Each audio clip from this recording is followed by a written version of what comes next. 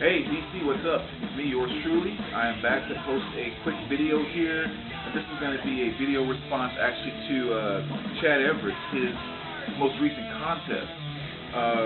He did a reminder video about it today, and I guess I missed the original video.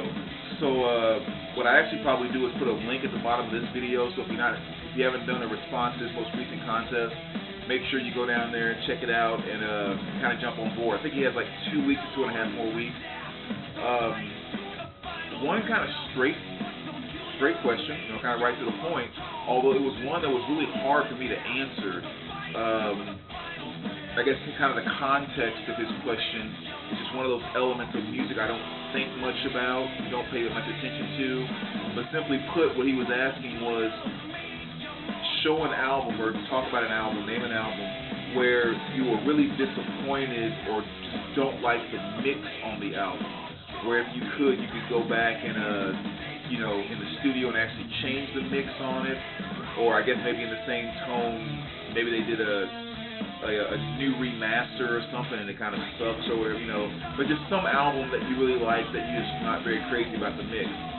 As I kind of just mentioned, that's one area that I don't really pay that much attention to. I'm kind of just I hear it, I like it. If I don't, I don't, and that's just kind of it. So what I thought I would do to kind of answer that question and jump into your contest is maybe talk about an album that I know has gotten a lot of criticism because of the mix on it.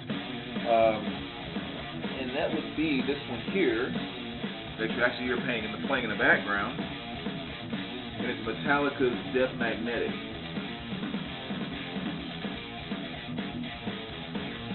That's the LP.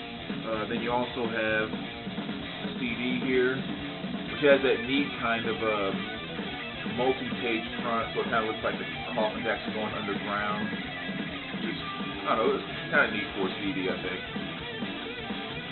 And then also to the cassette, which is still sealed. I haven't actually opened that one yet, but so yeah, Metallica's Death Magnetic. And the reason I kind of chose this one, I'm actually pretty okay with the mix on it, but at least I can kind of hear what people are talking about with this. And I know Eddie Trunk, who's someone that I really kind of respect when it comes to music and metal and hard rock. I mean, that guy's knowledge is just fascinates me sometimes. Those of you that don't know, Eddie Trunk is one of the guys that hosts that metal show. They talk about metal music and hard rock. I think he has like a radio show that he does as well too, but he really knows his stuff. And it's one of the things that they criticized a lot on that show a number of times was how distorted this album was recorded. And again, Eddie Trunk saying it a number of times, I think actually gives a little weight to it, because the other two guys on the show, what's his name? I know Don Jamieson is one of the guys on there, and I should say this, I'm kind of getting off point here, but I just feel like I need to say this in some YouTube video at some point. I love that metal show, but Don Jamieson is an idiot. I wish they would find somebody else to be on the show that I think actually maybe cares about the music to a certain degree. I mean, I know he's a metalhead, he loves hard rock, he loves metal. I just get so sick and tired of almost every argument he uses for how much he loves an album.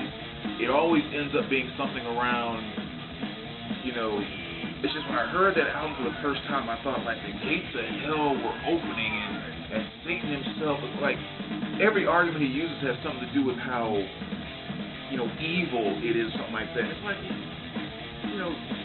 idiots, stop perpetrating the stereotype of all metal music. It's not about being evil or whatever.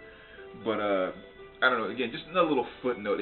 I hate him so much every time he starts saying that crap about an album. I think the last time I saw him do it on a show, they were debating about like the best Ozzy Osbourne album. He was talking about like Diary? Was it Bark at the Moon or whatever? And I mean, come on, really, guys? Anyone who's heard Bark at the Moon, that's the most evil album you've ever heard in your life. You saw the gates of hell opening when you listen to Bark at the Moon.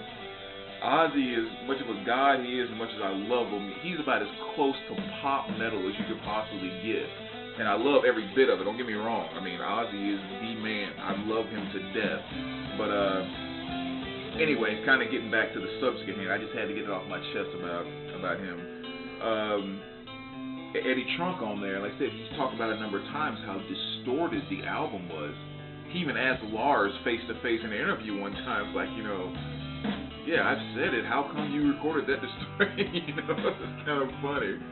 But there's definitely kind of an edge to it. Again, I tend to like it though.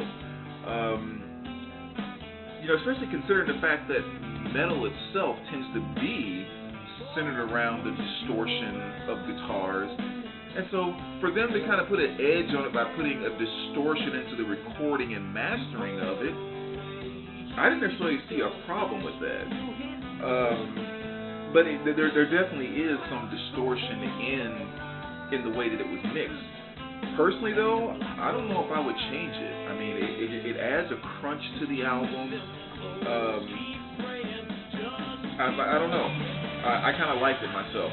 Like I said, it just had this little rough edge on it all the way throughout that I thought was just kind of a really nice feel. So that's about the best I can come up with. And again, I can't think of an album where I just completely and totally hate the pressing. Even though I could probably pick, I'm sorry, not the pressing, but the mix. Even though there's probably a number of albums I can pick where I say I love the mix, I can't really pick anywhere I say I hate them. So, anyway, I hope that comes close to an entry on your contest, man. But again, for those of you that haven't entered yet, make sure you go down and check out the link here below. And as always, we will talk to you later, BC. All right, take care, guys.